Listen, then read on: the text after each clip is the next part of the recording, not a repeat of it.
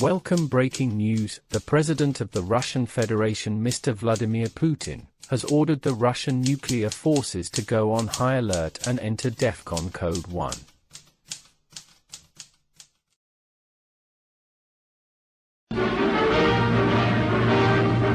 Good evening, my fellow citizens.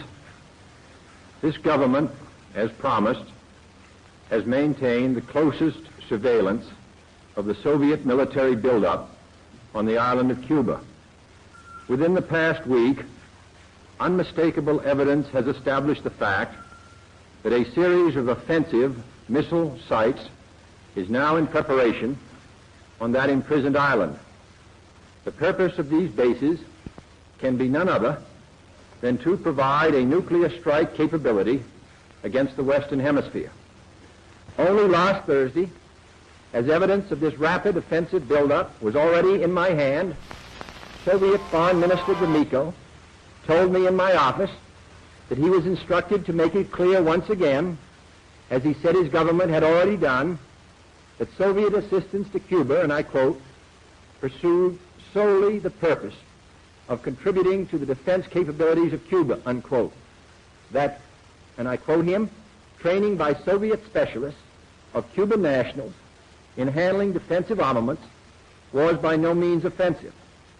And that if it were otherwise, Mr. Gromyko went on, the Soviet government would never become involved in rendering such assistance, unquote. That statement also was false. Acting therefore in the defense of our own security and of the entire Western Hemisphere, and under the authority entrusted to me by the Constitution, as endorsed by the resolution of the Congress, I have directed that the following initial steps be taken immediately. To halt this offensive buildup, a strict quarantine on all offensive military equipment under shipment to Cuba is being initiated. All ships of any kind bound for Cuba, from whatever nation or port, where they're found to contain cargoes of offensive weapons, be turned back. It shall be the policy of this nation to regard any nuclear missile launched from Cuba against any nation in the Western Hemisphere as an attack by the Soviet Union on the United States, requiring a full retaliatory response upon the Soviet Union. I call upon Chairman Khrushchev to halt and eliminate this clandestine, reckless, and provocative threat to world peace and to stable relations between our two nations. I call upon him further to abandon this course of world domination and to join in the historic effort to end the perilous arms race and to transform the history of man.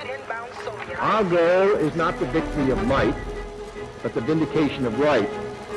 Not peace at the expense of freedom, but both peace and freedom here in this hemisphere. And we hope around the world, God willing, that goal will be achieved.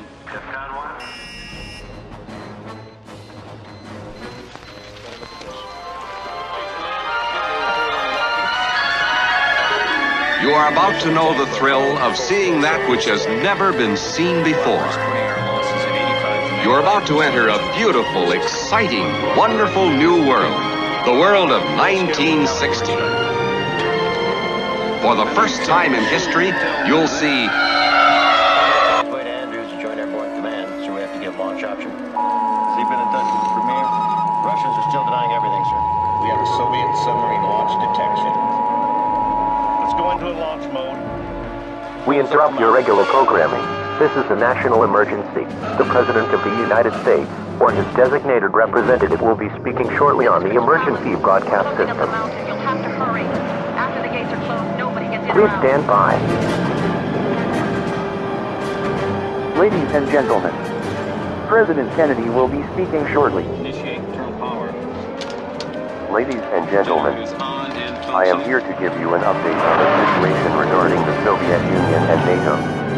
The North American Aerospace Defense Command has detected the launch of 80 intercontinental ballistic missiles. These missiles are believed to be carrying nuclear warheads. The targets of these missiles are unknown at this time, but it is believed that the majority of them will come across and hit the United States. United States and other NATO members are currently preparing for counter-strikes against the Soviet Union. For all those all across the United States, I urge you to seek a fallout shelter right away. Take at least 14 days of supplies with you to your shelter, such as food, water, clothing, medical supplies, a flashlight, a first aid kit, and a battery-powered, or hand-cranked radio, preferably one with an alert indicator. Do not leave your shelter, as you are exposing yourself to radioactive fallout.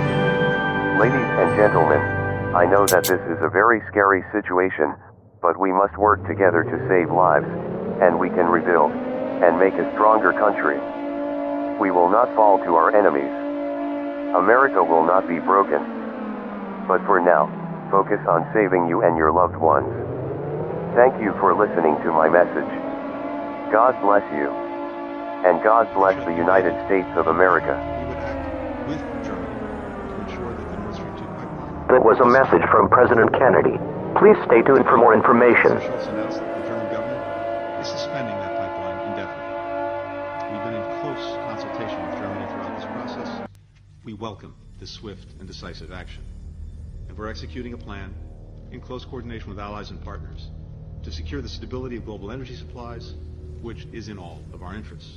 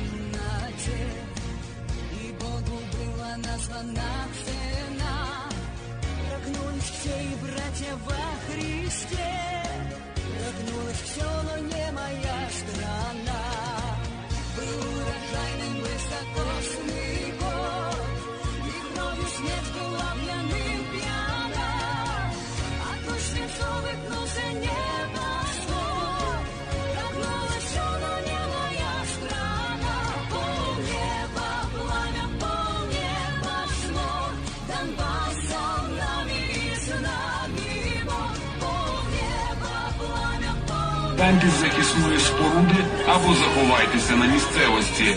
Дотримуйтесь спокою та порядку. Уважно слухайте повідомлення Департаменту з питань цивільного захисту Львівської облдержадміністрації. Увага! Говорить Департамент з питань цивільного захисту Львівської обласної державної адміністрації. Громадяни, повітряна тривога. Відключіть світло, газ, погасіть вогонь у печах.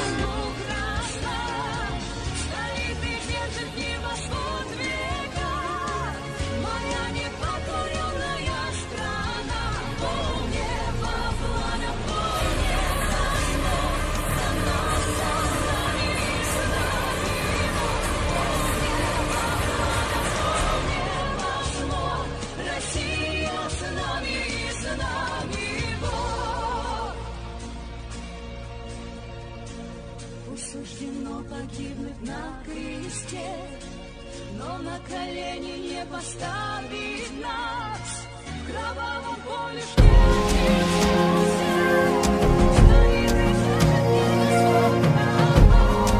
Los periodistas estadounidenses concluyeron que el sistema de defensa aéreo ruso S-500 Prometeo podría destruir los cazas F-35 Relámpago de quinta generación creados en los Estados Unidos, y que además de destruirlos, coloca este sistema 20 años a la delantera de los sistemas occidentales en materia de defensa aérea. El sistema de misiles antiaéreos ruso S-500 Prometeo es el asesino de caza estadounidense de quinta generación F-35, según una publicación en el sitio web de The National Interest. Como se destaca en la revista, el S-500 Prometeo es capaz de detectar y atacar simultáneamente hasta 10 ojivas de misiles balísticos. El S-500 podría hacerlo incluso si el misil volara a una velocidad de más de 4 millas por segundo, además de alcanzar satélites de órbita baja y varios tipos de naves espaciales en espacios reducidos. El F-35, en cambio, es un cazabombardero de quinta generación construido en los Estados Unidos. Fue diseñado con tecnología de reducción de firma y es capaz de transportar ojivas nucleares. Además de Estados Unidos, Australia, Gran Bretaña, Dinamarca, Italia, Canadá, Holanda, Noruega y Turquía participan en el proyecto para su producción. El programa Lockheed Martin F-35 Relámpago resultó ser el más caro en la historia de la producción de armas. El lado estadounidense gastó casi 1.5 billones en él. Los desarrolladores han excedido sus costos iniciales proyectados en cientos de miles de millones de dólares. Pero, a pesar de esto, el Pentágono encargó el caza solo 7 años después de la fecha prevista. Además, posteriormente, los expertos han señalado repetidamente el mal funcionamiento del F-35. En cuanto al ruso S-500 Prometeo, pertenece a una nueva generación de sistemas de defensa aérea tierra-aire. Es un complejo de intercepción versátil, de largo alcance y gran altitud, con un mayor potencial de defensa contra misiles. El S-500 podría eliminar objetivos balísticos y aerodinámicos, aviones, helicópteros y misiles de crucero. En julio de este año, la revista alemana Focus escribió que gracias al nuevo complejo S-500, Rusia estaba de 15 a 20 años por delante de Estados Unidos y otros países occidentales en materia de defensa aérea.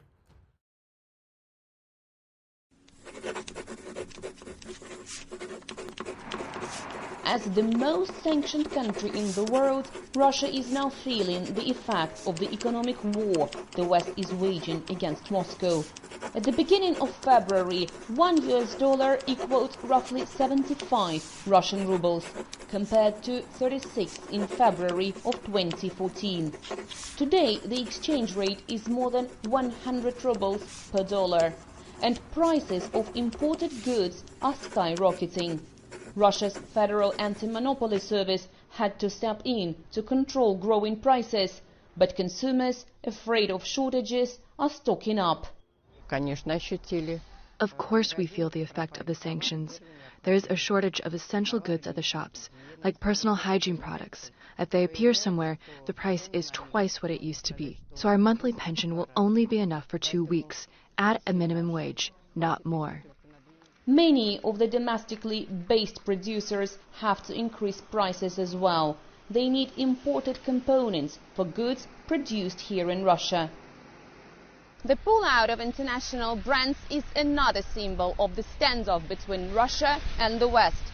It means big problems for local businesses working with foreign companies.